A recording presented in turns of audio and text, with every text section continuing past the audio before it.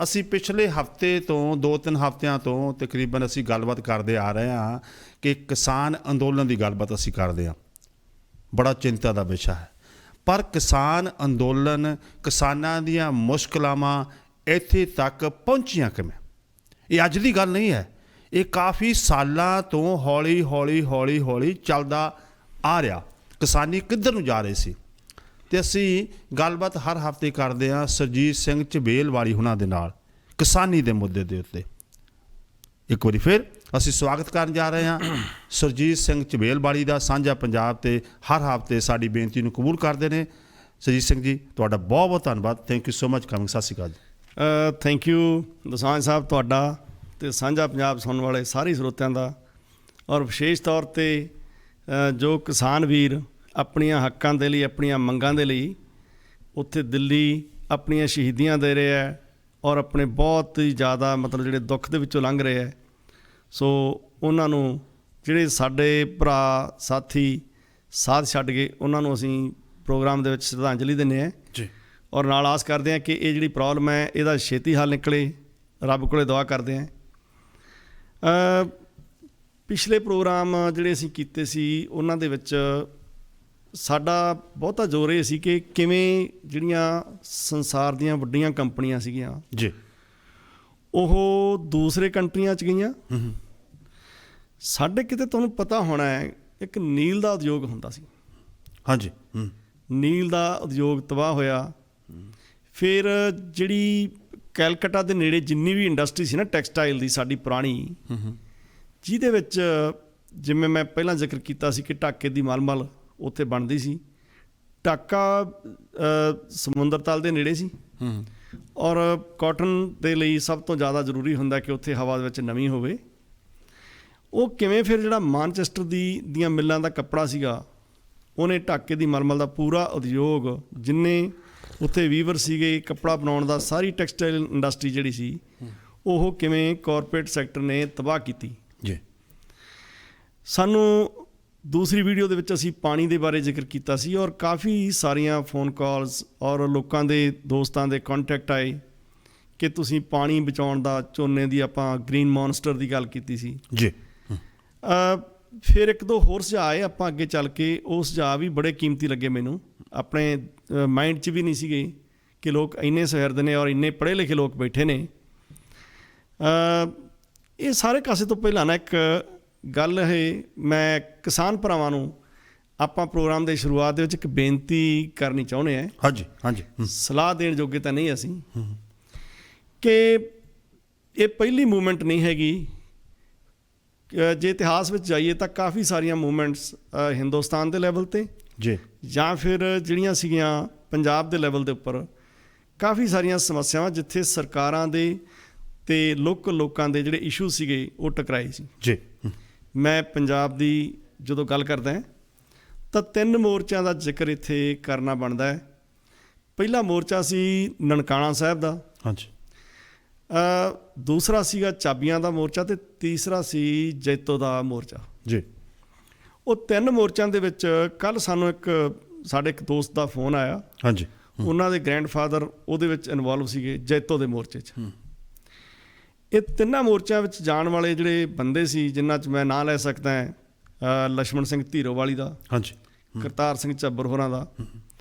ਉਹਨਾਂ ਨੇ ਅਰਦਾਸ ਕੀਤੀ ਸੀ ਕਿ ਅਸੀਂ ਅੰਦੋਲਨ ਕਰਨਾ ਹੈ, ਪਰ ਅਸੀਂ ਸ਼ਾਂਤਮਈ ਰਹਿ ਕੇ ਕਰਨਾ ਹੈ ਜੀ। ਜ਼ਬਰ ਦਾ ਟਾਕਰਾ ਸਬਰ ਨਾਲ ਕਰਨਾ ਹੈ ਜੀ।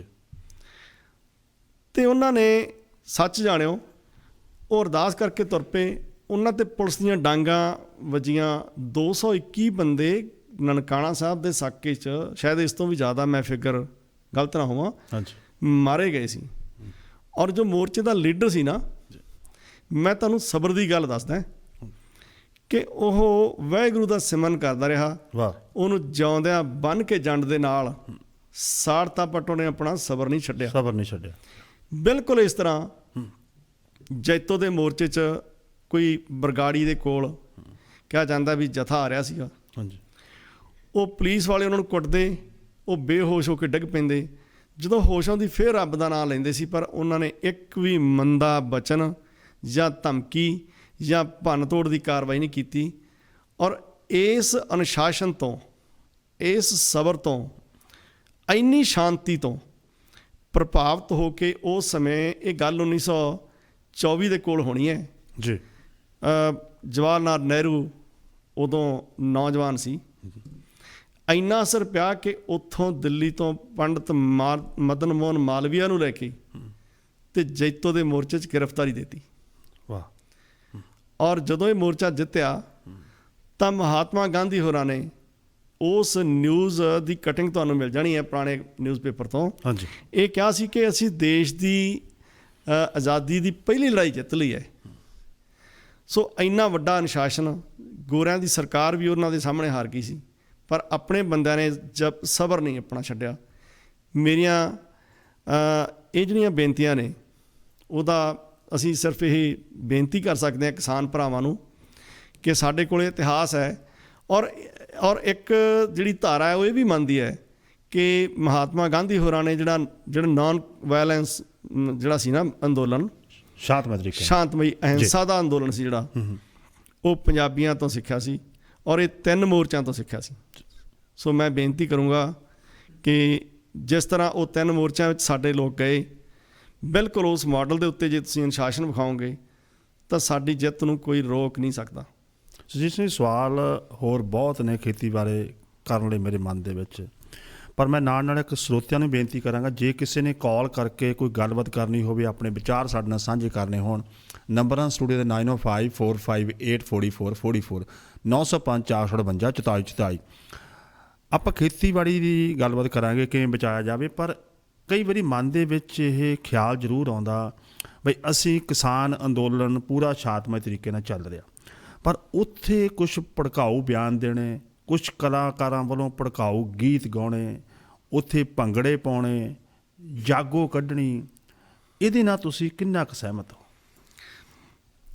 ਮੈਂ ਮੋਰਚਿਆਂ ਦੇ ਇਤਿਹਾਸ ਬਾਰੇ ਤਾਂ ਪਹਿਲਾਂ ਹੀ ਜ਼ਿਕਰ ਕਰਤਾ ਸੀ, ਬਟ ਮੈਨੂੰ ਇੱਕ ਹੋਰ ਗੱਲ ਕਰਨੀ ਪੈਣੀ ਹੈ। ਹਾਂਜੀ, ਕਿ ਜਦੋਂ ਮਤਾ ਆਨੰਦਪੁਰ ਤੋਂ ਬਾਅਦ ਇੱਕ ਪੂਰੀ ਦਾ ਮੋਰਚਾ ਲੱਗਿਆ ਜੀ, ਤਾਂ ਅੰਦੋਲਨ ਸ਼ਾਂਤਮਈ ਰਿਹਾ।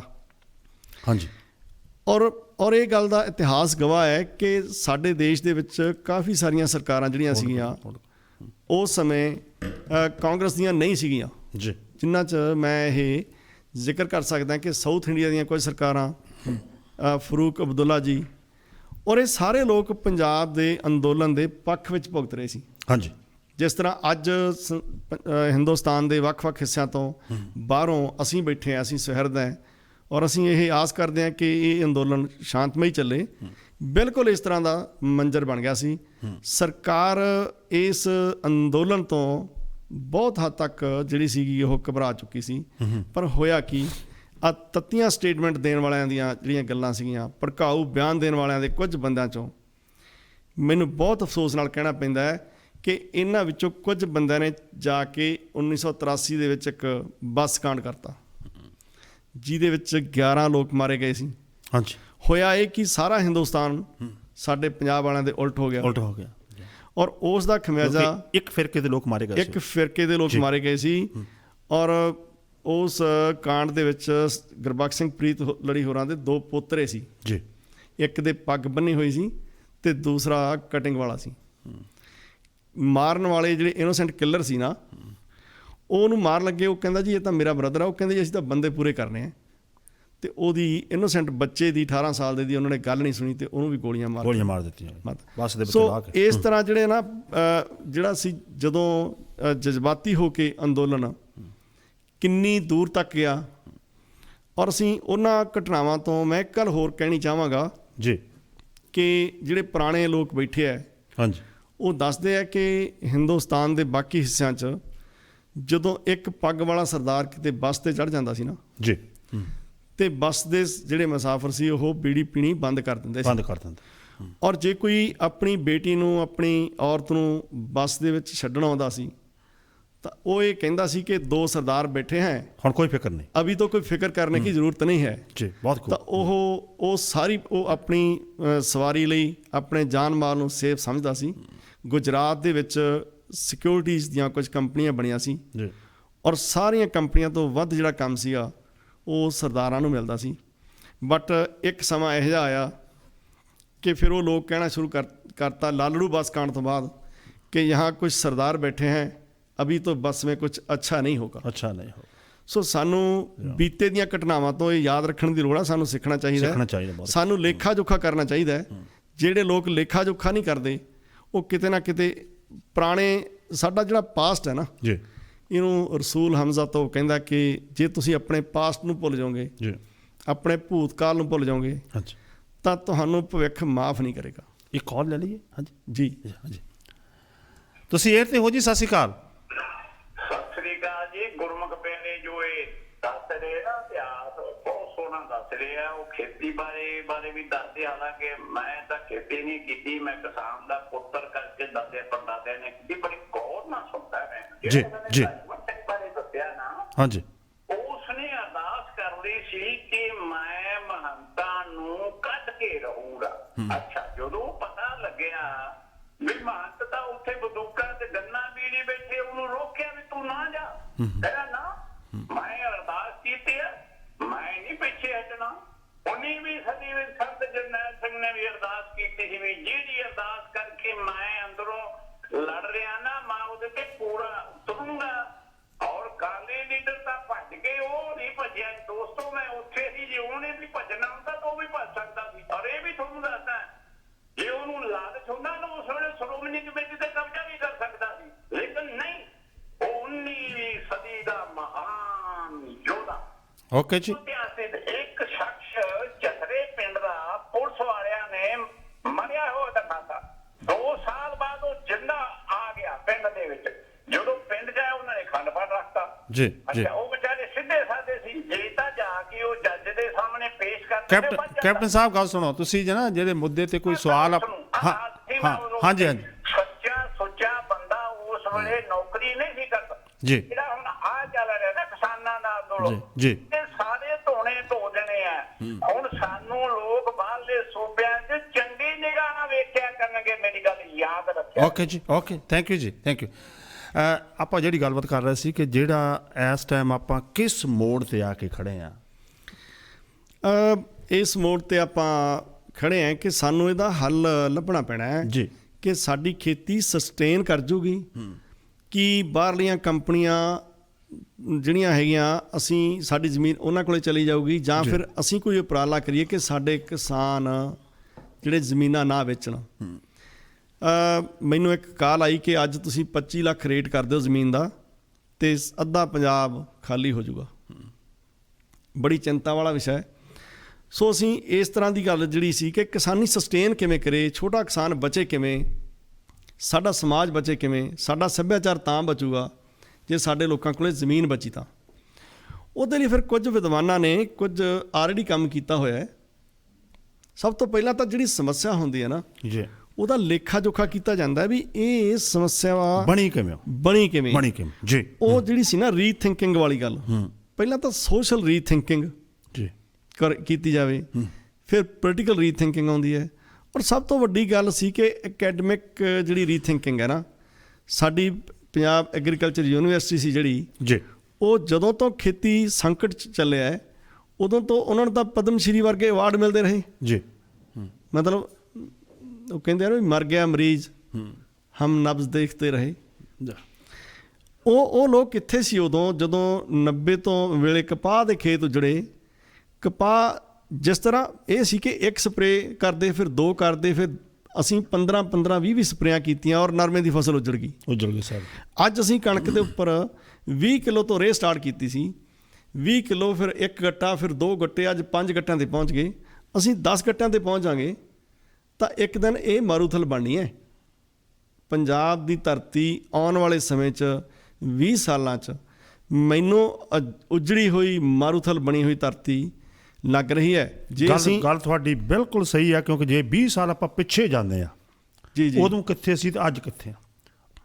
ਦੇਖੋ, ਜਦੋਂ ਉਹਨਾਂ ਨੇ ਜੈਨੇਟਿਕ GM ਸੀਡਸ ਲਿਆਂਦੇ ਜੀ, ਤਾਂ ਇਹ ਲੇਖਾ ਜੋਖਾ ਨਹੀਂ ਕੀਤਾ ਉਹਨਾਂ ਦੀ ਵਿਦਵਤਾ ਕਿੱਥੇ ਸੀ, ਉਹਨਾਂ ਦੀ ਉਦੋਂ ਯੂਨੀਵਰਸਿਟੀ ਸਾਡੀ ਕੀ ਕਰ ਰਹੀ ਸੀ, ਯੂਨੀਵਰਸਿਟੀ ਦੇ ਵਿਦਵਾਨ ਕੀ ਕਰ ਰਹੇ ਸੀ ਉਦੋਂ, ਜਦੋਂ ਉਹਨਾਂ ਨੇ ਇਹ ਲੇਖਾ ਜੋਖਾ ਨਹੀਂ ਕੀਤਾ ਕਿ ਇਹਦੇ ਨਾਲ ਕਿੰਨੀਆਂ ਬਰਡਸ ਦੀਆਂ ਜਿਹੜੀਆਂ ਕਿ ਖੇਤੀ ਨੂੰ ਸਹਾਇਕ ਸਪੀਸੀਜ਼ ਨੇ, ਕਿੰਨੀਆਂ ਜਾਨਵਰਾਂ ਦੀਆਂ, ਕਿੰਨੀਆਂ ਪੌਦਿਆਂ ਦੀਆਂ ਜਿਹੜੀਆਂ ਸਪੀਸੀਜ਼ ਆ ਉਹ ਸਦਾ ਵਾਸਤੇ ਇਸ ਧਰਤੀ ਨੂੰ ਅਲਵਿਦਾ ਕਹਿ ਜਾਣਗੀਆਂ।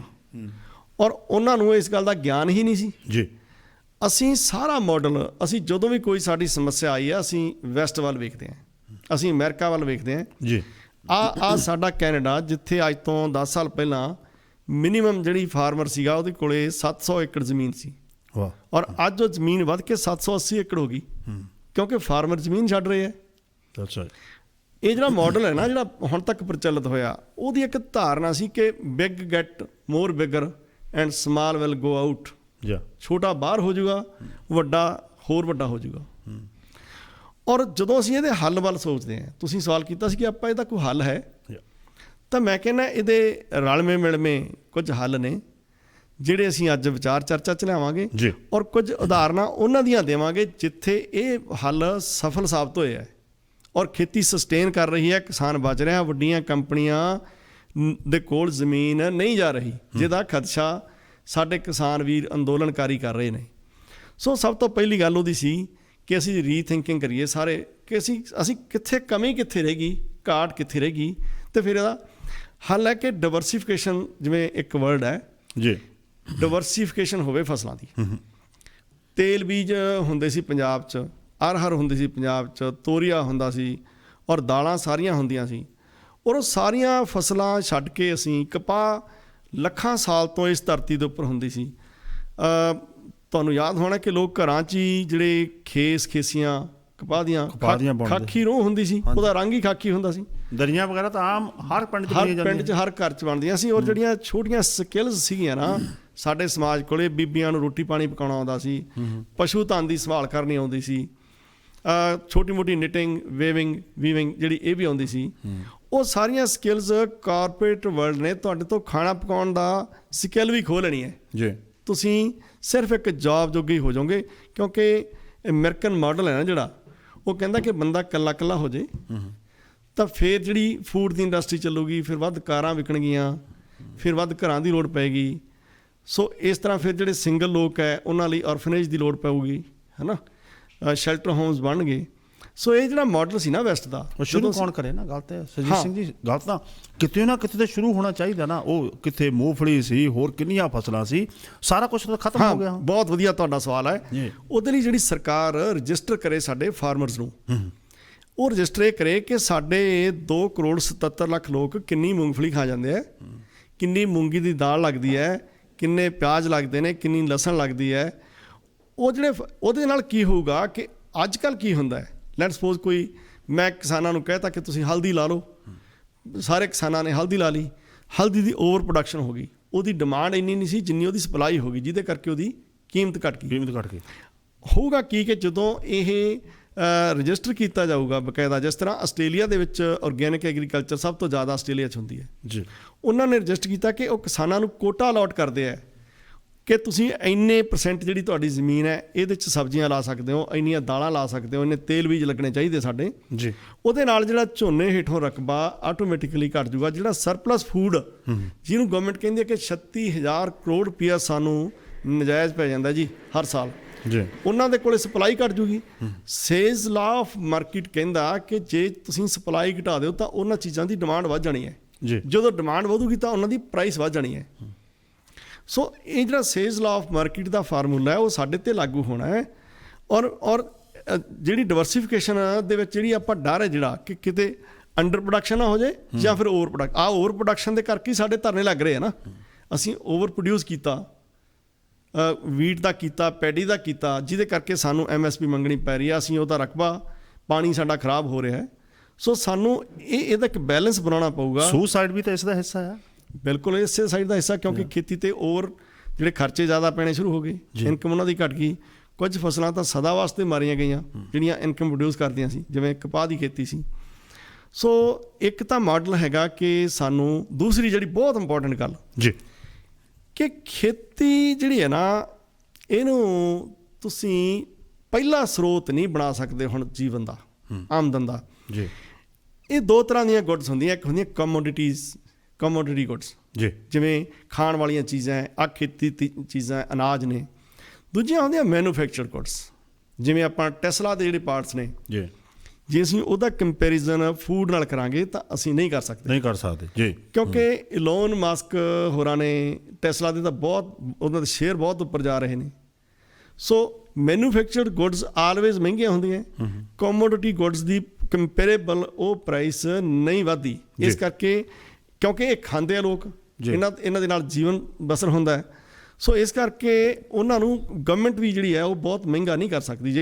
ਜੇ ਅਸੀਂ ਉਸ ਹਿਸਾਬ ਨਾਲ ਵੇਖੀਏ ਤਾਂ ਅੱਜ ਆਟਾ ਜਿਹੜਾ ਲੋਕ 20 ਰੁਪਏ ਕਿਲੋ ਲੈ ਰਹੇ ਹੈ, ਉਹਨਾਂ ਨੂੰ 200 ਰੁਪਏ ਕਿਲੋ ਪਊਗਾ ਜੀ। ਸੋ ਇਹ ਗਵਰਨਮੈਂਟਸ ਬੈਲੈਂਸ ਬਣਾ ਕੇ ਰੱਖਦੀਆਂ ਕਿ ਕਮੋਡਿਟੀਜ਼ ਗੁੱਡਸ ਕੰਪੈਰੇਬਲੀ ਉਨੀਆਂ ਨਹੀਂ ਵਧਦੀਆਂ ਜਿੰਨੀਆਂ ਮੈਨੂਫੈਕਚਰਡ ਗੁੱਡ ਵਧਦੀਆਂ। ਸੋ ਉਹਦੇ ਲਈ ਸਾਨੂੰ ਇੰਡਸਟਰੀ ਨਾਲ ਜੁੜਨਾ ਪੈਣਾ ਹੈ, ਸਾਨੂੰ ਮੈਨੂਫੈਕਚਰਿੰਗ ਨਾਲ ਜੁੜਨਾ ਪੈਣਾ ਹੈ, ਸਾਨੂੰ ਹੋਰ ਧੰਦੇ ਅਪਣਾਉਣੇ ਪੈਣੇ ਹੈ। ਇਹਦੇ ਲੜੀਵਾਰ ਦੇ ਵਿੱਚ ਨਾ, ਜਿਵੇਂ ਅਸੀਂ ਪਹਿਲਾਂ ਡਾਈਵਰਸੀਫਿਕੇਸ਼ਨ ਦੀ ਗੱਲ ਕੀਤੀ ਜੀ, ਤਾਂ ਫਿਰ ਅਸੀਂ ਇਹ ਗੱਲ ਕੀਤੀ ਕਿ ਖੇਤੀ ਤੁਹਾਨੂੰ ਚੰਗੀ ਸਿਹਤ ਦੇ ਸਕਦੀ ਹੈ, ਚੰਗਾ ਜੀਵਨ ਜਾਂਚ ਹੈ। ਇਹ ਬਿਜ਼ਨਸ ਨਹੀਂ ਹੈਗਾ। ਖੇਤੀ ਨੂੰ ਬਿਜ਼ਨਸ ਨਾ ਬਣਾਓ। ਸਾਡੀਆਂ ਜਿਹੜੀਆਂ ਬਹੁਤ ਸਾਰੀਆਂ ਲੋੜਾਂ, ਸਾਡੀਆਂ ਲਗਜ਼ਰੀਸ ਲੋੜਾਂ ਸਾਨੂੰ ਜਿਹੜੀਆਂ ਮਰਸੀਡੀਜ਼ ਨਹੀਂ ਦੇ ਸਕਦੀ ਖੇਤੀ ਸਾਨੂੰ ਚੰਗਾ ਫੂਡ ਦੇ ਸਕਦੀ ਹੈ, ਚੰਗੀ ਸਿਹਤ ਦੇ ਸਕਦੀ ਹੈ। ਸੰਸਾਰ ਦਾ ਕਹਿੰਦੇ ਪਹਿਲਾ ਸੁੱਖ ਹੈ, ਪਹਿਲਾ ਸੁੱਖ ਨਰੋਈ ਕਾਇਆ, ਦੂਜਾ ਸੁੱਖ ਜੇ ਵਿੱਚ ਮਾਇਆ, ਤੀਜਾ ਸੁੱਖ ਗੁਣਵੰਤੀ ਨਾਰ, ਚੌਥਾ ਸੁੱਖ ਪੁੱਤ ਆਗਿਆਕਾਰ, ਵਾਹ ਵਾਹ, ਪੰਜਵਾਂ ਸੁੱਖ ਜੋ ਸਾਡੇ ਕੋਲੇ ਹੈ ਨਹੀਂ, ਦੇਸ਼ ਵਿੱਚ ਵਾਸਾ, ਤੇ ਛੇਵਾਂ ਸੁੱਖ ਧਰਮ ਪ੍ਰਗਾਸਾ। ਸੋ ਜਿਹੜੀ ਖੇਤੀ ਸਾਨੂੰ ਪਹਿਲਾ ਸੰਸਾਰ ਦਾ ਸੁੱਖ ਹੈ, ਨਰੋਈ ਕਾਇਆ, ਉਹ ਦੇ ਸਕਦੀ ਹੈ। ਪਰ ਅਸੀਂ ਇਹਦੇ ਨਾਲ ਬਿਜ਼ਨਸ ਨਹੀਂ ਕਰ ਸਕਦੇ। ਖੇਤੀ ਨਾਲ ਅਸੀਂ ਇਹਦੇ ਨਾਲ ਇਹ ਨਹੀਂ ਕਿ ਅਸੀਂ 500 ਮਣ ਕਿੱਲੇ ਦੀ ਕੱਢੀਏ ਤੇ ਬਹੁਤ ਜ਼ਿਆਦਾ ਰੇਹਾਂ ਪਾਈਏ। ਧਰਤੀ ਦੀ ਸਿਹਤ ਨਾਲ ਵੇਖੀਏ, ਧਰਤੀ ਦੀ ਸਿਹਤ ਸਾਨੂੰ ਧਰਤੀ ਆਪਣੇ ਇੱਕ ਜੀਅ ਮੁਤਾਬਕ ਸਾਡੇ ਇੱਕ ਘਰ ਦੇ ਮੈਂਬਰ ਵਾਂਗੂ ਲੈਣੀ ਪੈਣੀ ਹੈ। ਸਾਨੂੰ ਉਹਦੀ ਸਿਹਤ ਦਾ ਫਿਕਰ ਕਰਨਾ ਪੈਣਾ। ਸੁਰਜੀਤ ਸਿੰਘ ਜੀ, ਪਿਛਲੇ ਸਾਲਾਂ ਵਿੱਚ ਜੋ ਕੁਛ ਆਪਾਂ ਬੀਜਿਆ, ਜ਼ਿਆਦਾ ਫਸਲ ਕੱਢਣ ਲਈ ਅਸੀਂ ਕੀਟਨਾਸ਼ਕ ਦਵਾਈਆਂ ਜਾਂ ਹੋਰ ਬੜਾ ਕੁਛ ਫਸਲ ਨੂੰ ਪਾਇਆ ਕਿ ਸਾਡਾ ਝਾੜ ਵੱਧ ਆਵੇ। ਉਹਦਾ ਨੁਕਸਾਨ ਕਿਤੇ ਹੋਇਆ? ਸਾਡੇ ਤੇ ਹੋਇਆ, ਪੰਜਾਬ ਦੇ ਪਾਣੀ ਤੇ ਹੋਇਆ। ਅੱਜ ਕਿੱਥੇ ਦੀ ਕਿੱਥੇ ਚਲੇ ਗਿਆ। ਲੋਕ ਤੁਸੀਂ ਦੇਖ ਹੀ ਲਿਆ ਕਿ ਪਹਿਲਾਂ ਵਾਲੇ ਜੋ ਜਵਾਨ ਹੁੰਦੇ ਸੀ ਪੰਜਾਬ ਦੇ ਵਿੱਚ, ਉਹ ਪਹਿਲਾਂ ਵਾਲੀ ਜਵਾਨੀ ਕਿੱਥੇ ਰਹਿ ਗਈ। ਉਹਦਾ ਅਸਰ ਤੇ ਇੱਥੇ ਹੀ ਦੇਖਣ ਨੂੰ ਮਿਲਦਾ ਨਾ, ਆਪਣੇ ਸਾਹਮਣੇ ਤਾਂ ਹੈ ਸਾਰਾ ਕੁਛ।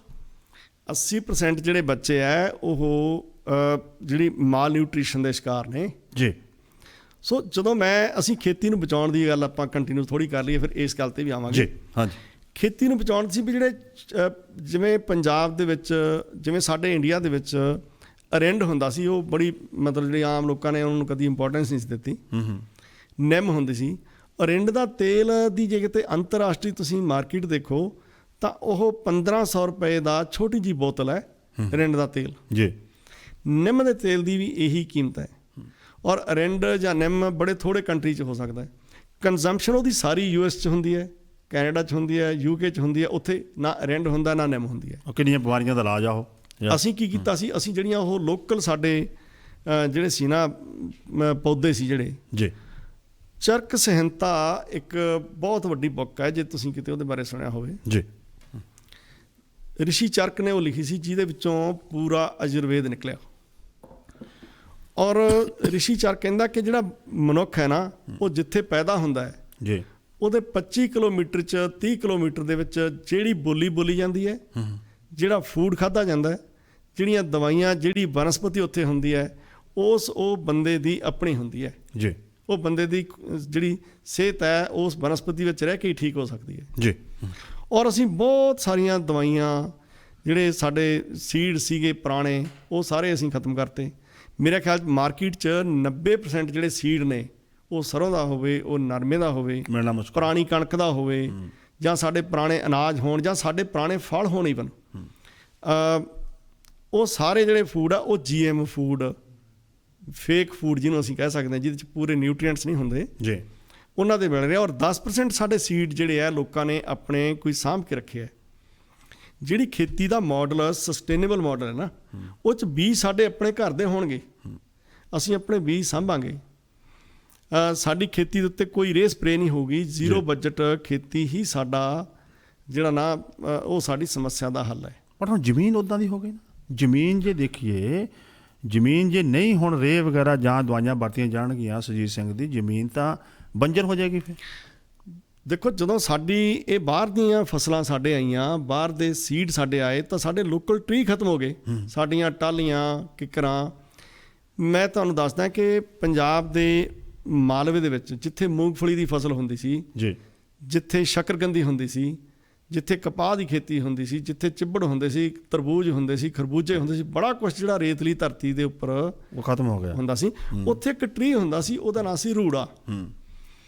ਮੈਂ 5 ਸਾਲ ਪਹਿਲਾਂ ਰਾਜਸਥਾਨ 'ਚ ਅਸੀਂ ਚੂਰੂ ਜ਼ਿਲ੍ਹੇ 'ਚ ਜਾ ਰਹੇ ਸੀ, ਤੇ ਮੈਂ ਸਾਰੇ ਪੜ੍ਹੇ ਲਿਖੇ ਬੰਦੇ ਸੀ। ਹਾਂਜੀ। ਔਰ ਆ ਮੁੰਡਾ ਕਾਂਗਰਸ ਦਾ ਲੀਡਰ ਜਿਹੜਾ ਹੁਣ ਕਿਸਾਨ ਅੰਦੋਲਨ 'ਚ ਗਿਆ, ਰਣਧੀਰ ਸਿੰਘ ਧੀਰਾ, ਜੀ, ਮੈਂ ਉਹਨੂੰ ਪੁੱਛਿਆ ਕਿ ਇਹ ਟਰੀ ਕਾਹਦਾ ਹੈ? ਉਹ ਕਹਿੰਦੇ ਜੀ ਸਾਨੂੰ ਨਹੀਂ ਪਤਾ। ਮੈਂ ਕਿਹਾ ਇਹ ਮਾਲਵੇ ਦਾ ਪ੍ਰਸਿੱਧ ਟਰੀ ਰੂੜਾ ਹੈ ਜਿਹਦੇ ਚਰਖੇ ਬਣਦੇ ਸੀ। ਵਾਹ। ਮੇਰਾ ਦਿਲ ਕਰੇ ਮੈਂ ਰੂੜੇ ਨੂੰ ਕਹਾਂ ਵੀ ਬਾਈ ਰੂੜਿਆ ਤੂੰ ਪੰਜਾਬ ਨੂੰ ਕਿਉਂ ਛੱਡਤਾ। ਪਰ ਸਾਡੇ ਨਾ ਜਦੋਂ ਅਸੀਂ ਇਹ ਦਰਖਤ ਪੱਟੇ, ਸਾਡੀਆਂ ਤੁਸੀਂ ਦੇਖਿਆ ਹੁਣ ਪੁਰਾਣੀਆਂ ਸੜਕਾਂ ਤੇ ਟਾਹਲੀਆਂ ਦੇ ਦਰਖਤ ਪੱਟ ਕੇ ਉੱਥੇ ਇੱਕ 7 ਪੱਤਰੀ ਲਿਆ ਕੇ ਲਾਤੀ। ਉਹ ਟਰੀ ਹੈ ਨਹੀਂ ਪੰਜਾਬ ਦਾ, ਪਾਪੂਲਰ ਪੰਜਾਬ ਦਾ ਟਰੀ ਨਹੀਂ ਸੀਗਾ ਜੀ। ਪਰ ਦੇਖੋ ਉੱਤਰਾਖੰਡ ਦੇ ਵਿੱਚ ਇੱਕ ਚਿਪਕੋ ਅੰਦੋਲਨ ਚੱਲਿਆ ਸੀ, ਤੁਹਾਨੂੰ ਯਾਦ ਹੋਣਾ ਹੈ। ਉਸ ਚਿਪਕੋ ਲਹਿਰ ਦਾ ਜਿਹੜਾ ਲੀਡਰ ਸੀ ਨਾ ਜੀ, ਉਹ ਜਿਉਂਦਾ ਹਜੇ ਮੇਰੇ ਖਿਆਲ 95 ਸਾਲ ਦੀ ਉਮਰ 'ਚ ਨੇ। ਉਹ ਸੁੰਦਰ ਲਾਲ ਬਹੁਗੁਣਾ ਉਹਨਾਂ ਦਾ ਨਾਮ ਹੈ ਜੀ। ਉਹ ਦਰਖਤ ਨਾਲ ਚਿਪਕ ਜਾਂਦੇ ਸੀ ਜਾ ਕੇ। ਜਦੋਂ ਸਰਕਾਰ ਵੱਢਦੀ ਸੀ ਨਾ, ਉਹਨਾਂ ਦੀਆਂ ਕਾਰਪੋਰੇਟ ਕੰਪਨੀਜ਼ ਜਦੋਂ ਉਹਨਾਂ ਦੇ ਦਰਖਤ ਵੱਢਦੀ ਸੀ ਲੋਕਲ, ਤਾਂ ਉਹ ਬੰਦੇ ਦਰਖਤਾਂ ਦੇ ਨਾਲ ਚਿਪਕ ਜਾਂਦੇ ਸੀ ਵੀ ਸਾਨੂੰ ਵੱਢ ਲਓ, ਦਰਖਤ ਨਾ ਵੱਢੋ, ਦਰਖਤ ਨਾ ਵੱਢੋ। ਅਫਸੋਸ ਕਿ ਸਾਡੇ ਕੋਈ ਸੁੰਦਰ ਲਾਲ ਬਹੁਗੁਣਾ ਪੰਜਾਬ 'ਚ ਨਹੀਂ ਜੰਮਿਆ, ਤੇ ਨਾ ਪੰਜਾਬ 'ਚ ਕੋਈ ਚਿਪਕੋ ਮੂਵਮੈਂਟ ਚੱਲੀ। ਜਦੋਂ ਪੰਜਾਬ ਦੇ ਦਰਖਤਾਂ ਨੂੰ ਵੱਢ ਕੇ ਉੱਥੇ ਹੋਰ ਟਰੀ ਲਾਏ ਗਏ, ਉੱਥੇ ਅੱਜ ਕੱਲ੍ਹ ਪਹਾੜੀ ਕਿੱਕਰ ਹੋ ਰਹੀ ਹੈ, ਕਿਉਂਕਿ ਪੰਜਾਬ ਦਾ ਵਾਤਾਵਰਨ ਉਹ ਰਿਹਾ ਨਹੀਂ ਕਿ ਪੁਰਾਣੇ ਟਰੀ ਸਾਡੇ ਸਰਵਾਈਵ ਕਰ ਸਕਣ। ਜੀ। ਸੋ ਮੈਂ ਫਿਰ ਗੱਲ ਆਪਣੇ ਪਾਸੇ ਚਲੀ ਜਾਂਦੀ ਹੈ। ਮੈਂ ਗੱਲ ਲੈ ਕੇ ਆ ਰਿਹਾ ਕਿ ਖੇਤੀ ਦਾ ਜਿਹੜਾ ਮਾਡਲ ਸਸਟੇਨੇਬਲ ਸੀ ਨਾ, ਉਹ ਜਿਵੇਂ ਪਹਿਲੀ ਅਸੀਂ ਡਾਈਵਰਸੀਫਿਕੇਸ਼ਨ ਦੀ ਗੱਲ ਕੀਤੀ, ਦੂਜੀ ਅਸੀਂ ਕੀਤੀ ਕਿ ਓਵਰ ਜਿਹੜੀ ਪ੍ਰੋਡਕਸ਼ਨ ਨਾ ਹੋਵੇ, ਅੰਡਰ ਪ੍ਰੋਡਕਸ਼ਨ ਨਾ ਹੋਵੇ, ਸਰਕਾਰ ਇਹ ਨੀਤੀ ਬਣਾਵੇ, ਖੇਤਾਂ ਦੀ ਗਿਣਤੀ ਹੋਵੇ। ਉਹ ਕੋਆਪਰੇਟ ਮਾਡਲ ਜਿਹਦੀ ਅਸੀਂ ਪਿਛਲੇ ਚਰਚਾ ਕੀਤੀ ਸੀ ਕਿ ਕੋਆਪਰੇਟ ਸੋਸਾਇਟੀਜ਼ ਜਿਹੜੀਆਂ, ਜਿਵੇਂ ਅਮੁੱਲ ਦਾ ਜਿਹੜਾ ਹੈਗਾ ਪ੍ਰੋਜੈਕਟ ਤੁਸੀਂ ਸੁਣਿਆ ਹੋਣਾ ਹੈ, ਅਮੁੱਲ ਦਾ। ਜੀ, ਜੀ। ਮੇਰੇ ਖਿਆਲ 'ਚ ਸੰਸਾਰ ਦੇ ਕਾਮਯਾਬ ਪ੍ਰੋਜੈਕਟਾਂ ਵਿੱਚੋਂ ਇੱਕ ਪ੍ਰੋਜੈਕਟ ਹੈ ਅਮੁੱਲ ਦਾ। ਜੀ। ਉਹ ਕਿਵੇਂ ਮਤਲਬ ਸਸਟੇਨ ਕਰ ਰਿਹਾ ਹੈ, ਕਿੰਨੇ ਸਾਲਾਂ ਤੋਂ ਸਸਟੇਨ ਕਰ ਰਿਹਾ, ਔਰ ਉਹਨਾਂ ਦਾ ਜਿਹੜਾ ਬਹੁਤਾ ਕੰਟਰੋਲ ਹੈ ਉਹ ਲੇਡੀਜ਼ ਦੇ ਹੱਥ 'ਚ ਹੈ। ਉੱਥੋਂ ਲੋਕਲ ਦੁੱਧ ਹੀ ਪ੍ਰੋਡਿਊਸ ਸੀ। ਹੁਣ ਜਿਵੇਂ ਸਾਡੇ ਪੰਜਾਬ 'ਚ ਮਾਲਵਾ ਕਿੰਨੂ ਦੀ ਬੈਲਟ ਹੈ ਜੀ, ਇੱਥੇ ਪ੍ਰੋਸੈਸਿੰਗ ਯੂਨਿਟ ਲੱਗ ਜਾਣ। ਬਰਗਾੜੀ ਤੇ ਰਿਆੜਕੀ ਦਾ ਗੁੜ ਮਸ਼ਹੂਰ ਹੈ, ਇੱਥੇ ਗੁੜ ਦੇ ਯੂਨਿਟ ਲੱਗ ਸਕਦੇ ਆ ਜੀ। ਹੋਰ ਥਾਵਾਂ 'ਤੇ ਜਿਵੇਂ ਹੁਣ ਦੁਆਬਾ ਸੀਗਾ ਤੁਹਾਡਾ ਜੀ, ਉਹ ਕਹਿੰਦੇ ਸੀ ਕਿ ਇੱਕ ਗੀਤ ਸੀ ਵੀ ਛੱਡ ਕੇ ਦੇਸ਼ ਦੁਆਬਾ ਤੇ ਅੰਬੀਆਂ ਨੂੰ ਤਰਸੇਂਗੀ ਜੀ। ਮੈਨੂੰ ਲੱਗਦੀ ਵੀ ਜੇ ਉਹ ਗੀਤ ਹੁਣ ਗਾਉਣਾ ਹੋਵੇ ਤਾਂ ਉਹ ਕਹਿ ਵੀ ਛੱਡ ਕੇ ਦੇਸ਼ ਦੁਆਬਾ ਝੋਨੇ ਨੂੰ ਤਰਸੇਂਗੀ। ਬਿਲਕੁਲ ਟਰੂ ਆ ਤੁਹਾਡੀ ਗੱਲ। ਸੋ ਅਸੀਂ ਕੀ ਕੀਤਾ ਨਾ, ਜਿਹੜੀਆਂ ਸਾਡੀਆਂ ਲੋਕਲ ਕੁਦਰਤ ਨੇ ਪੈਦਾ ਕੀਤੀਆਂ ਸੀ, ਰੱਬ ਨੇ ਪੈਦਾ ਕੀਤੀਆਂ ਸੀ, ਪਰਮਾਤਮਾ ਨੇ ਚੀਜ਼ਾਂ ਪੈਦਾ ਕੀਤੀਆਂ ਸੀ, ਉਹਦੀ ਤਬਾਹੀ ਢਾਤੀ। ਉਹ ਜਿਹੜੇ ਜੀਵ ਜੰਤੂ ਸੀ, ਦਰਖਤ ਸੀ, ਟਰੀ ਸੀ, ਸਾਰੇ ਵੱਢ ਦਿੱਤੇ। ਉਹਦਾ ਅਸੀਂ ਉਹ ਨੁਕਸਾਨ ਕੀਤਾ ਵੀ ਜਿਹਦਾ ਕਿਤੇ ਲੇਖਾ ਜੋਖਾ ਹੀ ਨਹੀਂ ਕੀਤਾ। ਔਰ ਕਰਨਾ ਕਿਹਨੇ ਸੀ? ਜਾਂ ਸਰਕਾਰਾਂ ਕਰਦੀਆਂ ਤੇ ਜਾਂ ਸਾਡੀਆਂ ਜਿਹੜੀਆਂ PAU ਵਰਗੀਆਂ ਯੂਨੀਵਰਸਿਟੀਆਂ ਕਰਦੀਆਂ। ਇਹ ਚੁੱਪ ਰਹੀਆਂ। ਮੈਨੂੰ ਇਹਨਾਂ ਦੀ ਜਿਹੜੀ ਚੁੱਪ ਹੈ ਨਾ, ਉਹ ਬੇਈਮਾਨੀ ਵਾਲੀ ਚੁੱਪ, ਸਾਜ਼ਿਸ਼ੀ ਚੁੱਪ ਲੱਗਦੀ ਹੈ। ਮਤਲਬ ਅੱਜ ਵੀ ਇਹਦੇ 'ਤੇ ਕੋਈ ਡਾਇਲੋਗ ਨਹੀਂ ਹੋ ਰਿਹਾ। ਕਿੰਨਾ ਨੁਕਸਾਨ ਹੋ ਗਿਆ ਸਾਡਾ, ਇਹਦੇ 'ਤੇ ਕੋਈ ਡਾਇਲੋਗ ਨਹੀਂ ਹੋ ਰਿਹਾ। ਸੋ ਜਿਹੜਾ ਦੂਜਾ ਸੀ ਕਿ ਅਸੀਂ ਇਹ ਜਿਵੇਂ ਨਿੰਮ ਦਾ ਤੇਲ ਹੈ, ਅਰਿੰਡ ਦਾ ਤੇਲ ਹੈ, ਇਹਨਾਂ ਦੇ ਛੋਟੇ ਮੈਗਾ ਪ੍ਰੋਜੈਕਟ ਲਾਈਏ ਜੀ, ਜਿਹੜੇ ਅੰਤਰਰਾਸ਼ਟਰੀ ਲੈਵਲ 'ਤੇ ਇੱਕ ਕੰਮ ਸਰਕਾਰਾਂ ਦੇ ਹੁੰਦੇ ਆ। ਕਿਸਾਨਾਂ ਕੋਲੇ ਪੈਸੇ ਨਹੀਂ ਹੁੰਦੇ ਕਿ ਉਹ ਪ੍ਰੋਸੈਸਿੰਗ ਯੂਨਿਟ ਆਪਣੇ ਲਾਉਣ। ਜੇ ਖੇਤੀ ਦਾ ਮਾਡਲ ਚੇਂਜ ਨਾ ਕੀਤਾ ਤਾਂ ਆਉਣ ਵਾਲਾ ਜਿਹੜਾ ਭਵਿੱਖ ਹੈ ਬਹੁਤ ਖਤਰਨਾਕ ਹੋ ਸਕਦਾ। ਜਿੰਨਾ ਖਤਰਨਾਕ ਤੁਸੀਂ ਅੰਦਾਜ਼ਾ ਲਾ ਸਕਦੇ ਹੋ, ਉਹ ਤੋਂ ਵੀ ਬਹੁਤ ਜ਼ਿਆਦਾ ਖਤਰਨਾਕ ਹੈ। ਇੱਥੇ ਲੜਾਈਆਂ ਜਿਹੜੀਆਂ ਨਾ, ਉਹ ਪਾਣੀ ਦੀਆਂ ਹੋਣਗੀਆਂ ਜੀ। ਮਤਲਬ ਪਾਣੀ ਪੀਣ ਪਿੱਛੇ ਲੜ ਪਿਆ ਕਰਨਗੇ ਲੋਕ। ਵੈਸੇ ਤਾਂ ਸੰਸਾਰ ਪੱਧਰ 'ਤੇ ਹੀ ਇਹ ਗੱਲ ਦੀ ਬੜੀ ਚਰਚਾ ਕਿ ਆਉਣ ਵਾਲੇ ਜਿਹੜੀਆਂ ਲੜਾਈਆਂ ਹੈ ਉਹਦਾ ਰੀਜ਼ਨ ਪਾਣੀ ਹੋਊਗਾ। ਵੈਰੀ ਸੈਡ ਪਾਰਟ ਹੈ। ਤੇ ਹੁਣ ਅਸਲ ਦੇ ਵਿੱਚ ਜੇ ਆਪਾਂ, ਕਿਉਂਕਿ ਤੁਹਾਡੀਆਂ ਗੱਲਾਂ ਬਾਤਾਂ ਇੰਨੀਆਂ ਵਧੀਆ ਹੁੰਦੀਆਂ, ਮੈਂ ਵਿੱਚ ਬੋਲਣਾ ਨਹੀਂ ਚਾਹੁੰਦਾ ਕਿਉਂਕਿ ਗੱਲ ਦੇ ਵਿੱਚੋਂ ਗੱਲ ਨਿਕਲਦੀ ਆ। ਹੁਣ ਅੱਜ ਦੀ ਡੇਟ ਦੇ ਵਿੱਚ ਜੇ ਕਿਸਾਨ ਅੰਦੋਲਨ ਪੂਰੇ ਜ਼ੋਰਾਂ 'ਤੇ ਆ, ਠੀਕ ਹੈ, ਉਹ ਆਪਣੇ ਹੱਕਾਂ ਲਈ ਲੜ ਰਹੇ ਨੇ, ਪਰ ਉਹਦੇ ਨਾਲ ਬਦਲਾਅ ਲਿਆਉਣ ਲਈ ਕਿਸਾਨਾਂ ਨੂੰ ਜਾਂ ਸਰਕਾਰਾਂ ਨੂੰ ਕੋਈ ਹਰ ਇੱਕ ਦਾ ਹਿੱਸਾ ਤਾਂ ਇਹ 'ਚ ਪੈਣਾ ਚਾਹੀਦਾ ਨਾ। ਜੇ ਕੁਛ ਬਦਲਾਅ ਨਾ ਆਇਆ, ਬਦਲਾਅ ਨਹੀਂ ਲੈ ਕੇ ਆਉਂਦਾ, ਦੈਨ ਪ੍ਰੋਬਲਮ ਬੜੀ ਆਏਗੀ ਤੇ ਬਦਲਾਅ ਲਿਆਉਣ ਤਾਂ ਕਿੱਦਾਂ ਲਿਆਉਣ? ਸਭ ਤੋਂ ਪਹਿਲਾਂ ਕਿ ਉੱਥੇ ਇੱਕ ਵਾਤਾਵਰਨ ਸਿਰਜਣਾ ਪੈਣਾ ਹੈ ਕਿ ਅਸੀਂ ਜ਼ੀਰੋ ਬਜਟ ਖੇਤੀ ਲਿਆਉਣੀ ਹੈ, ਜਿਹਦੇ 'ਚ ਪ੍ਰਵਾਸੀ ਬੰਦਿਆਂ ਦੀ ਬੜੀ ਜ਼ਿਆਦਾ ਸਮੂਲੀਅਤ ਹੈ। ਇੱਕ ਮੇਰੇ ਦੋਸਤ ਦੱਸਦੇ ਸੀ ਕਿ ਇੱਕ ਹਾਈਵੇ ਜਿਹੜਾ ਕਟੜਾ ਤੋਂ ਦਿੱਲੀ ਹਾਂਜੀ ਬਣਦਾ ਜਾ ਰਿਹਾ ਨਾ, ਉਹਦੇ 'ਚ 60% ਜ਼ਮੀਨਾਂ ਪ੍ਰਵਾਸੀ ਭਾਰਤੀਆਂ ਦੀਆਂ ਨੇ, ਔਰ ਉਹ ਜਿਹੜੀਆਂ ਜ਼ਮੀਨਾਂ ਨੇ ਨਾ, ਉਹ ਵੇਚ ਕੇ ਪੈਸਾ ਸਾਰਾ ਹੀ, ਉਹ ਕਹਿੰਦੇ ਟੈਕਸ ਵੀ ਪੈਂਦਾ ਪੈ ਜੇ, ਹਾਂਜੀ ਪਰ ਸਾਡਾ ਪੈਸਾ ਅਸੀਂ ਬਾਹਰਲੇ ਕੰਟਰੀਆਂ 'ਚ ਲੈ ਕੇ ਆਉਣਾ। ਇਸ ਤਰ੍ਹਾਂ ਦੇ ਰੁਝਾਨ ਨੇ ਬਾਹਰ ਵਾਲੇ ਪ੍ਰਵਾਸੀ ਭਾਰਤੀਆਂ ਦੇ। ਸੋ ਇੱਕ ਤਾਂ ਇਹ ਹੈਗਾ ਕਿ ਪ੍ਰਵਾਸੀ ਜਿਹੜੇ ਲੋਕ ਹੈ, ਉਹ ਮੈਂ ਅੱਗੇ ਵੀ ਕਿਹਾ ਸੀ ਕਿ ਤੁਹਾਡੀ ਫਾਈਨੈਂਸ਼ੀਅਲ ਹੱਬ ਨੇ, ਉਹਨਾਂ ਲਈ ਇੱਕ ਮੰਤਰਾਲਾ ਕਾਇਮ ਕਰਨਾ ਚਾਹੀਦਾ ਸਰਕਾਰ ਨੂੰ, ਗਵਰਨਮੈਂਟ ਆਫ ਪੰਜਾਬ ਨੂੰ। ਜਦੋਂ ਕਿ ਸਟੇਟ ਦਾ ਹਰ 6ਵਾਂ-5ਵਾਂ ਬੰਦਾ ਬਾਹਰ ਬੈਠਾ ਹੋਵੇ, ਤਾਂ ਉਦੋਂ ਉਹਨਾਂ ਨੂੰ ਇੱਕ ਵਿਸ਼ੇਸ਼ ਮੰਤਰਾਲਾ ਜਿਹੜਾ ਸਿਰਫ ਪ੍ਰਵਾਸੀਆਂ ਦੀਆਂ ਸਮੱਸਿਆਵਾਂ ਦੇ ਨਾਲ ਸੰਬੰਧ ਰੱਖਦਾ ਹੋਵੇ, ਜੀ, ਉਹ ਕਾਇਮ ਕਰਨਾ ਚਾਹੀਦਾ, ਕਿਉਂਕਿ ਇਹ ਬਹੁਤ ਵੱਡੀ ਸੰਖਿਆ 'ਚ ਲੋਕ ਨੇ ਜਿਹੜੀ ਬੜੀ ਵੱਡਾ ਉੱਥੇ ਬਦਲਾਅ ਲਿਆ ਸਕਦੇ ਆ। ਸੋ ਬਦਲਾਅ ਲਿਆਉਣ ਦੇ ਨਾਲ ਨਾਲ ਨਾ ਸਾਨੂੰ ਕਿਸਾਨਾਂ ਦੇ ਬੱਚਿਆਂ ਨੂੰ ਇਹ ਹੁਣ ਤੋਂ ਰੈਡੀ ਹੋਣਾ ਪਵੇਗਾ ਕਿ ਉਹ ਅੰਤਰਰਾਸ਼ਟਰੀ ਜਿਹੜੀਆਂ ਜੌਬਸ ਨੇ ਉਹ ਲੈਣ ਲਈ ਰੈਡੀ ਹੋਣ, ਪ੍ਰਪੇਅਰ ਹੋਣ, ਉਹਨਾਂ ਦੀ ਐਜੂਕੇਸ਼ਨ ਦਾ ਸਿਸਟਮ ਬਦਲਿਆ ਜਾਵੇ। ਜੀ, ਮੈਂ ਥੋੜ੍ਹਾ ਜਿਹਾ ਯਾਰ ਤੁਹਾਨੂੰ ਐਗਜ਼ਾਮਪਲਸ ਦਿੰਦਾ ਹੈ। ਇਲੋਨ ਮਸਕ ਜਿਹਦੀ ਆਪਾਂ ਗੱਲ ਕਰਦੇ ਸੀ, ਅੱਜ ਸੰਸਾਰ ਦਾ ਸਭ ਤੋਂ ਅਮੀਰ ਵਿਅਕਤੀ ਹੈ ਜੀ, ਔਰ ਇਹ ਆਸ ਕੀਤੀ ਜਾਂਦੀ ਹੈ ਕਿ ਉਹ ਪਹਿਲਾ ਟ੍ਰਿਲੀਅਨੇਅਰ ਹੋਵੇਗਾ। ਜੀ, ਉਹ ਕੈਨੇਡਾ 'ਚ 17 ਸਾਲ ਦਾ ਆਉਂਦਾ ਹੈ, ਸਾਡੀ ਕੁਈਨਜ਼ ਯੂਨੀਵਰਸਿਟੀ 'ਚ ਪੜ੍ਹਦਾ ਹੈ, ਸੋਫੇ 'ਤੇ ਕਿਸੇ ਫੈਕਟਰੀ 'ਚ ਸੌਂ ਜਾਂਦਾ ਸੀ, ਮਜ਼ਦੂਰ ਸੀ ਇੱਕ ਬੱਚਾ, ਔਰ ਉਸ ਮਜ਼ਦੂਰ ਨੇ ਪਿਛਲੇ 30 ਸਾਲਾਂ ਵਿੱਚ ਕਿੰਨੀ ਤਰੱਕੀ ਕੀਤੀ ਕਿ ਉਹਨੇ ਟੈਸਲਾ ਵਰਗੀ ਕੰਪਨੀ ਖੜੀ ਕਰਤੀ। ਜੀ, ਸੈਟੇਲਾਈਟਸ ਜਿਹੜੀਆਂ ਸੀਗੀਆਂ ਉਹਨੇ ਬਾਏ ਕੀਤੀਆਂ। ਸੋ ਉਹ ਅੱਜ ਸੰਸਾਰ ਦਾ ਸਭ ਤੋਂ ਅਮੀਰ ਵਿਅਕਤੀ ਹੈ। ਐਮਾਜ਼ੋਨ ਦਾ ਜਿਹੜਾ ਓਨਰ ਹੈ, ਜੀ, ਉਹਦਾ ਨਾਂ ਹੈਗਾ ਜੈਫ ਬਿਜ਼ੋਸ, ਉਹ ਦੂਜਾ ਅਮੀਰ ਵਿਅਕਤੀ ਹੈ। ਜੀ, ਕੋਈ ਸੌਫਟਵੇਅਰ ਦਾ ਜਿਹੜਾ ਓਨਰ ਹੈ ਉਹ ਅਮੀਰ ਹੈ, ਕੋਈ ਫੇਸਬੁੱਕ ਦਾ ਓਨਰ ਅਮੀਰ ਹੈ, ਕੋਈ ਗੂਗਲ ਦਾ ਓਨਰ ਅਮੀਰ ਹੈ। ਮੈਂ ਸੋਚ ਰਿਹਾ ਸੀ ਕਿ ਪਹਿਲੇ 10 ਦੁਨੀਆ ਦੇ ਅਮੀਰ ਵਿਅਕਤੀ ਉਹ ਸਾਰੇ ਅਮਰੀਕਨ ਨੇ ਔਰ ਅਮਰੀਕਾ 'ਚ ਹੀ ਜੰਮੇ ਨੇ। ਸੋ ਸਾਨੂੰ ਜਿਹੜਾ ਡਿਸਕੋਰਸ ਅਸੀਂ ਬੱਚਿਆਂ ਨੂੰ, ਸਾਡੇ ਬੱਚੇ ਕਿਉਂ ਨਹੀਂ ਇਲੋਨ ਮਸਕ ਬਣ ਰਹੇ, ਜੀ, ਸਾਡੇ ਬੱਚੇ ਕਿਉਂ ਕ੍ਰੀਏਟਿਵ ਕੰਮ ਨਹੀਂ ਕਰ ਰਹੇ, ਕਿ ਉਹਨਾਂ ਨੂੰ ਜੋ ਸੁਣਨ ਨੂੰ, ਜੋ ਉਹਨਾਂ ਨੂੰ ਪੜ੍ਹਨ ਨੂੰ ਤੇ ਉਹਨਾਂ ਨੂੰ TV 'ਤੇ ਦੇਖਣ ਨੂੰ ਮਿਲਦਾ, ਸਾਨੂੰ ਇਹਦਾ ਵੀ ਲੇਖਾ ਜੋਖਾ ਉਨਾ ਹੀ ਕਰਨਾ ਪੈਣਾ ਕਿ ਇਹਨਾਂ ਦਾ ਨੈਰੇਟਿਵ ਚੇਂਜ ਕੀਤਾ ਜਾਵੇ। ਇਹਨਾਂ ਦਾ ਈਡੀਅਮ ਜਿਹੜਾ ਲਾਈਫ 'ਚ ਪੜ੍ਹ ਰਹੇ ਨੇ, ਉਹ ਸਾਨੂੰ ਅੰਤਰਰਾਸ਼ਟਰੀ ਲੈਵਲ ਦੇ ਹਾਣ ਦਾ ਕਰਨਾ ਪਊਗਾ। ਸੁਰਜੀਤ ਸਿੰਘ ਜੀ, ਆਪਾਂ ਨਾ 10-15 ਸਾਲ 20 ਸਾਲ ਪਿੱਛੇ ਜਾਈਏ, ਸਾਡੇ ਵੀ ਮਨ 'ਚ ਸੀ, ਹਰ ਇੱਕ ਵਿਅਕਤੀ ਦੇ ਮਨ 'ਚ ਸੀ ਕਿ ਮੈਂ ਜਾ ਕੇ ਪੰਜਾਬ 'ਚ ਇਨਵੈਸਟਮੈਂਟ ਕਰਾਂ, ਜ਼ਮੀਨਾਂ ਲਵਾਂ, ਉੱਥੇ ਜਾ ਕੇ ਮੈਂ ਖੇਤੀ ਕਰਾਂ, ਉੱਥੇ ਜਾ ਕੇ ਆਪਣਾ ਰਹਿਣ ਬਸੇਰਾ ਇੱਕ ਬਣਾਵਾਂ, ਜਦੋਂ ਮੈਂ ਜਾਵਾਂ ਤਾਂ ਮੈਂ ਉੱਥੇ ਰਹਿ ਸਕਦਾ, ਮੈਂ ਕੋਈ ਲੋਕਾਂ ਨੂੰ ਆਪਣੇ ਪਿੰਡ ਦੇ ਲੋਕਾਂ ਦੀ ਜਾ ਕੇ ਮਦਦ ਕਰ ਸਕਦਾ, ਕੁਛ ਨਾ ਕੁਛ ਨਵਾਂ ਕਰ ਸਕਾਂ। ਪਰ ਹੁਣ ਕੀ ਹੋਇਆ? ਹੁਣ ਹਰ ਇੱਕ ਵਿਅਕਤੀ ਉੱਥੋਂ ਚਾਹੁੰਦਾ ਕਿ ਜਿਹਦਾ ਬੱਚਾ 12 ਗ੍ਰੇਡ ਕਰ ਗਿਆ, ਉਹ ਕਹਿੰਦੇ ਤੂੰ ਬਾਹਰ ਚਲ ਜਾ। ਠੀਕ ਆ, ਅਸੀਂ ਉੱਥੇ ਜਾਣਾ ਬੰਦ ਕਰਤਾ ਕਿਉਂਕਿ ਸਿਸਟਮ ਕਹਿ ਲਈਏ, ਜਾਂ ਸਾਨੂੰ ਉੱਥੇ ਜੋ ਸ਼ੋਹਰਤ ਮਿਲਣੀ ਚਾਹੀਦੀ ਸੀ, ਸਾਡਾ ਉੱਥੇ ਹਾਲ ਚਾਲ ਨਹੀਂ ਪੁੱਛਿਆ ਗਿਆ। ਇਸ ਕਰਕੇ ਬਾਹਰਲੇ ਲੋਕ ਜਿਹੜੇ ਆਪਾਂ ਬਹੁਤ ਵੱਡਾ ਹਿੱਸਾ ਪਾ ਸਕਦੇ, ਤੁਹਾਡੀ ਗੱਲ ਸਹੀ ਹੈ, ਪਰ ਅਸੀਂ ਡਰਦੇ ਹਾਂ ਵੀ ਜੇ ਮੈਂ ਉੱਥੇ ਜਾ ਕੇ ਕੋਈ ਚੰਗਾ ਕੰਮ ਕੀਤਾ, ਮੈਨੂੰ ਉਹਦਾ ਬੈਨੀਫਿਟ ਕੀ ਆ ਜਾਂ ਮੇਰੀ ਸਿਕਿਉਰਿਟੀ ਕੀ ਆ। ਸਭ ਤੋਂ ਵੱਡੀ ਗੱਲ ਹੈ ਬਿਲਕੁਲ, ਜਿਹੜੇ ਪ੍ਰਵਾਸੀ ਲੋਕ ਨੇ ਉਹ ਆਪਣੀ ਜਾਨ ਤੇ ਮਾਲ ਦੀ ਜਿਹੜੀ ਗੱਲ ਹੈ ਉਹ ਰਾਖੀ ਕਰਨਾ ਚਾਹੁੰਦੇ ਹੈ ਜੀ। ਅਸੀਂ ਪਹਿਲਾਂ ਵੀ ਗੱਲ ਕੀਤੀ ਸੀ ਕਿ ਉਹ ਪਲਾਂਟਸ ਹੋਣ ਜਾਂ ਪੌਦੇ ਹੋਣ ਜਾਂ ਪੰਛੀ ਹੋਣ ਜਾਂ ਅਸੀਂ ਹੋਈਏ, ਅਸੀਂ ਆਪਣੀਆਂ ਜੜ੍ਹਾਂ ਤੋਂ ਟੁੱਟ ਕੇ ਦੂਰ ਜਾ ਕੇ ਜੀ ਅਸੀਂ ਬਹੁਤ ਦੇਰ ਸਰਵਾਈਵ ਨਹੀਂ ਕਰ ਸਕਾਂਗੇ। ਨਾ ਸਾਡੀ ਬੋਲੀ ਰਹਿ ਸਕਣੀ ਹੈ, ਨਾ ਸਾਡਾ ਸੱਭਿਆਚਾਰ ਰਹਿ ਸਕਣਾ ਹੈ। ਅਸੀਂ ਪ੍ਰਵਾਸੀ ਇੱਥੇ ਆਏ ਸੀ, ਅਸੀਂ ਇੱਥੇ ਆਪਣੀ ਔਲਾਦ ਗਵਾ ਦਿਆਂਗੇ ਅਤੇ ਉੱਥੇ ਆਪਣੀ ਜਾਇਦਾਦ ਗਵਾ ਦਿਆਂਗੇ। ਅਸੀਂ ਆਏ ਸੀ ਕਮਾਉਣ, ਪਰ ਅਸੀਂ ਗਵਾਉਂਦੇ ਜਾ ਰਹੇ ਹਾਂ। ਸੋ ਇਹ ਜਿਹੜੇ ਵਿਚਾਰ ਨੇ ਪ੍ਰਵਾਸੀਆਂ 'ਚ, ਮੇਰੇ ਖਿਆਲ 'ਚ ਇਹ ਵੀ ਜਿਹੜਾ ਨੈਰੇਟਿਵ ਬਹੁਤ ਜ਼ਿਆਦਾ ਸਮਝਿਆ ਗਿਆ ਕਿ ਉੱਥੇ ਤੁਹਾਡੇ ਲੋਕ ਜਿਹੜੇ ਹੈ ਉਹ ਕੱਪੜੀ ਲਾ ਲੈਂਦੇ ਹੈ, ਤੁਹਾਡੇ ਨਾਲ ਸਿਰਫ ਫਾਈਨੈਂਸ਼ੀਅਲ ਰਾਸਤਾ ਰੱਖਦੇ ਹੈ। ਮੈਂ ਇਹ ਵੀ ਗੱਲ ਮੰਨਣ ਲਈ ਤਿਆਰ ਨਹੀਂ। ਅਸੀਂ ਪ੍ਰਵਾਸੀਆਂ ਨੇ ਜਾ ਕੇ, ਸਾਡੇ ਕੋਲ ਬਹੁਤੀ ਐਜੂਕੇਸ਼ਨ ਨਹੀਂ ਸੀ, ਅਸੀਂ ਇੱਥੋਂ ਮਜ਼ਦੂਰੀ ਕਰਕੇ ਥੋੜ੍ਹੇ ਬਹੁਤੇ ਪੈਸੇ ਕਮਾ ਕੇ ਉੱਥੇ ਆਪਣਾ ਜਿਹੜਾ ਦਾਨ ਸੀ ਨਾ, ਆਪਣੇ ਜਿਹੜੇ ਪੈਸੇ ਸੀ ਉਹ ਗਲਤ ਡਾਇਰੈਕਸ਼ਨ ਚਲਾਉਂਦੇ ਰਹੇ।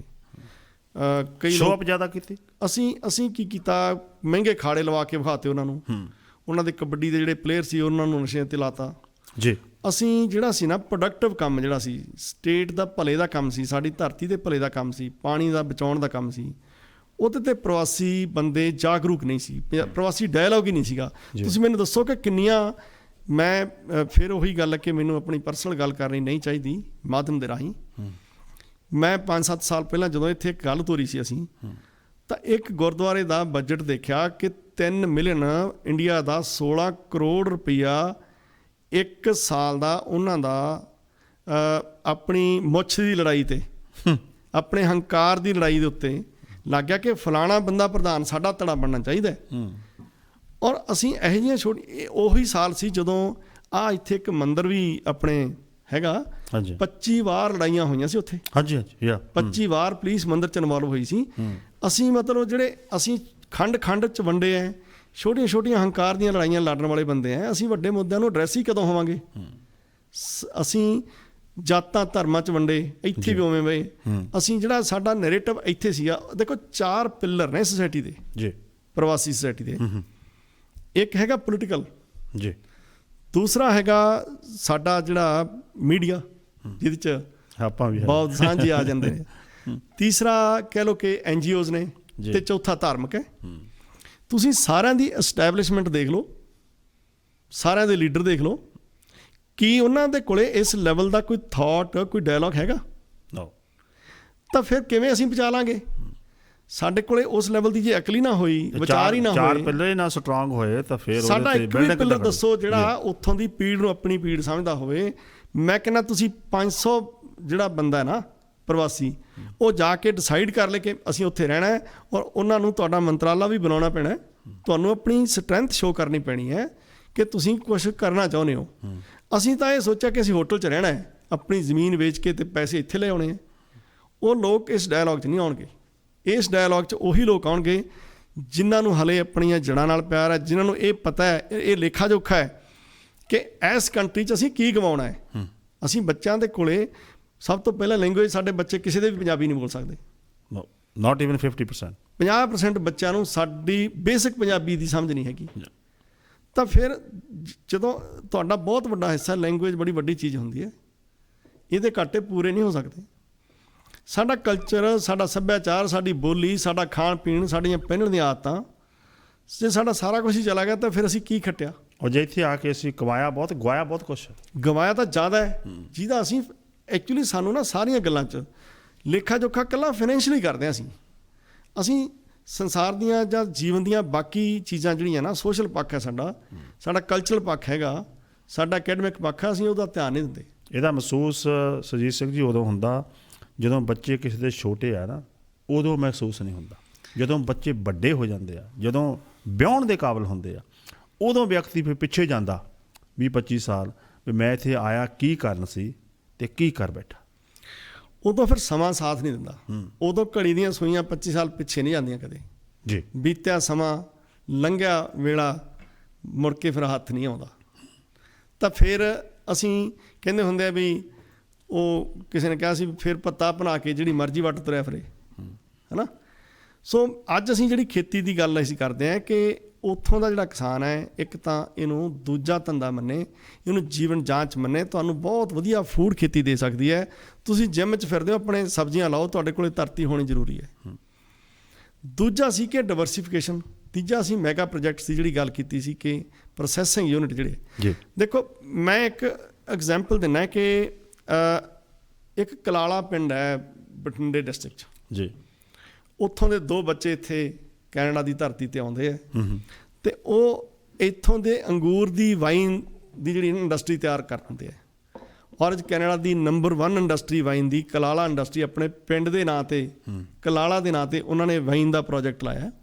ਹਾਂਜੀ। ਸੋ ਉਹ ਉੱਥੋਂ ਆ ਕੇ ਵਾਈਨ ਇੱਥੇ ਬਣਾ ਕੇ ਕਾਮਯਾਬ ਹੋ ਸਕਦੇ ਆ। ਸਾਡੀ ਮਾਲਵਾ ਬੈਲਟ ਅੰਗੂਰ ਦੇ ਲਈ, ਕਿੰਨੂ ਦੇ ਲਈ ਬਹੁਤ ਮਸ਼ਹੂਰ ਹੈ। ਅਸੀਂ ਕੋਈ ਪ੍ਰੋਸੈਸਿੰਗ, ਅਸੀਂ ਕੋਈ ਇਸ ਤਰ੍ਹਾਂ ਦੀ ਜਿਹੜੀ ਹੈ ਉਹ ਯੂਨਿਟ ਨਹੀਂ ਲਾਇਆ ਉੱਥੇ।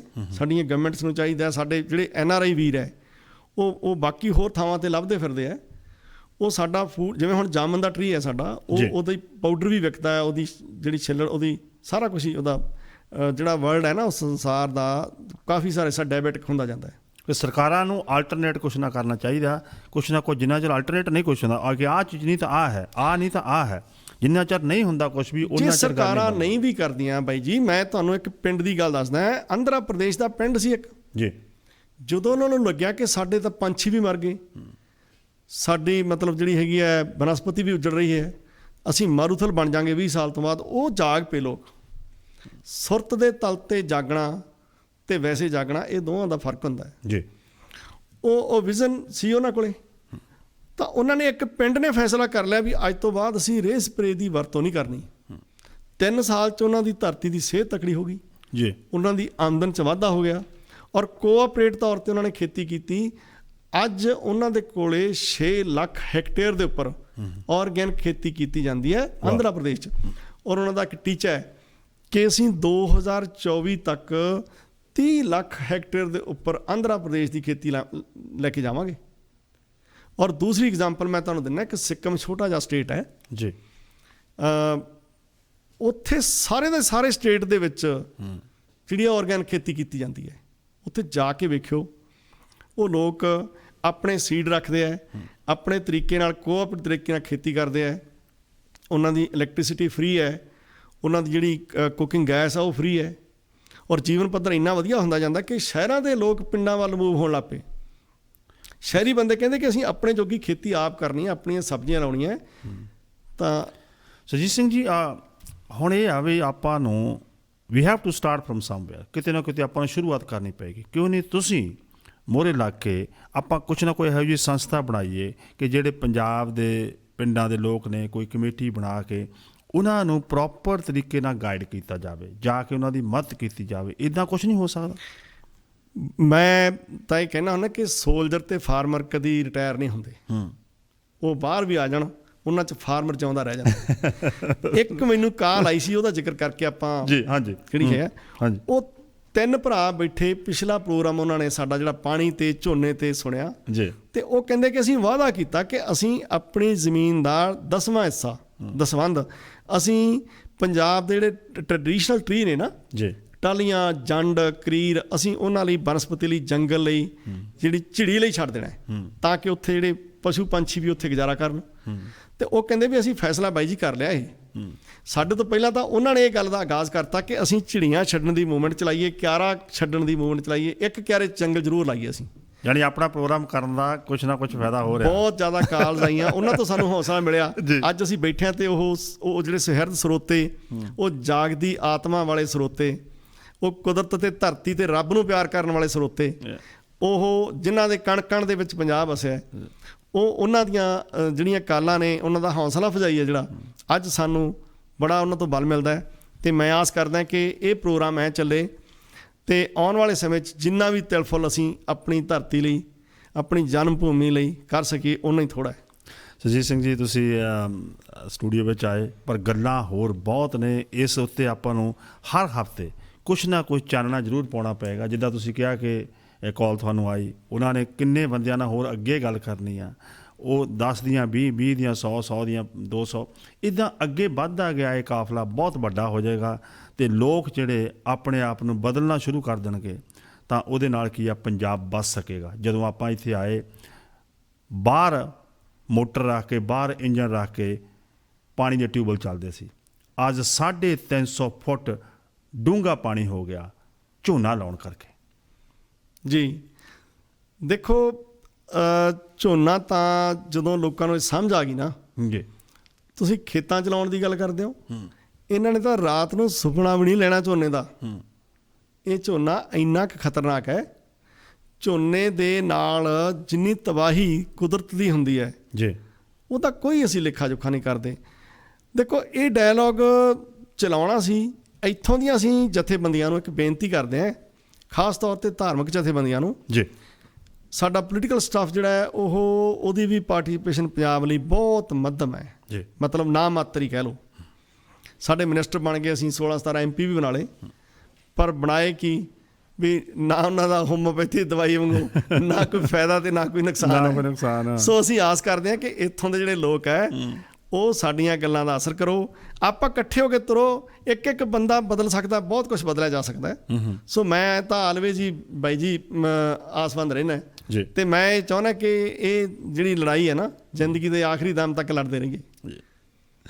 ਸਰਜੀਤ ਸਿੰਘ ਜੀ, ਸਾਡੇ ਨਾਲ ਤੁਸੀਂ ਜਾਣਕਾਰੀ ਸਾਂਝੀ ਕੀਤੀ, ਤੁਹਾਡਾ ਬਹੁਤ ਬਹੁਤ ਧੰਨਵਾਦ ਹੈ। ਬਸ ਸਮਾਂ ਸਾਡੇ ਲਈ ਕੱਢਦੇ ਰਿਹਾ ਕਰੋ, 1 ਬਾਈ 1 ਆਪਾਂ ਗੱਲਬਾਤ ਕਰਿਆ ਕਰਾਂਗੇ। ਤੁਹਾਡਾ ਬਹੁਤ ਬਹੁਤ ਧੰਨਵਾਦ। Thank you so much. Thank you ਬਾਬੂ ਜੀ, ਥੈਂਕ ਯੂ ਤੁਹਾਨੂੰ। ਇਹ ਸਨ ਸਰਜੀਤ ਸਿੰਘ ਝਬੇਲ ਵਾਲੇ, ਜਿਨ੍ਹਾਂ ਨਾਲ ਅਸੀਂ ਹਰ ਹਫ਼ਤੇ ਖੇਤੀਬਾੜੀ ਦੇ ਉੱਤੇ ਗੱਲਬਾਤ ਕਰਦੇ ਹਾਂ ਕਿ ਅੱਜ ਕਿਸਾਨ ਅੰਦੋਲਨ ਦੀ ਗੱਲਬਾਤ ਸਾਰੇ ਕਰਦੇ ਆ, ਪਰ ਅਸੀਂ ਜੋ ਕੁਝ ਸਾਨੂੰ ਬਦਲਣਾ ਚਾਹੀਦਾ, ਪਹਿਲਾਂ ਬਦਲਣਾ ਚਾਹੀਦਾ ਸੀ, ਜੋ ਕਿ ਬਹੁਤ ਪਹਿਲਾਂ ਲੰਬਾ ਸਮਾਂ ਬਦਲਣਾ ਚਾਹੀਦਾ ਸੀ, ਉਹ ਅਸੀਂ ਆਲਰੇਡੀ ਪਿੱਛੇ ਜਾ ਚੁੱਕੇ ਹਾਂ।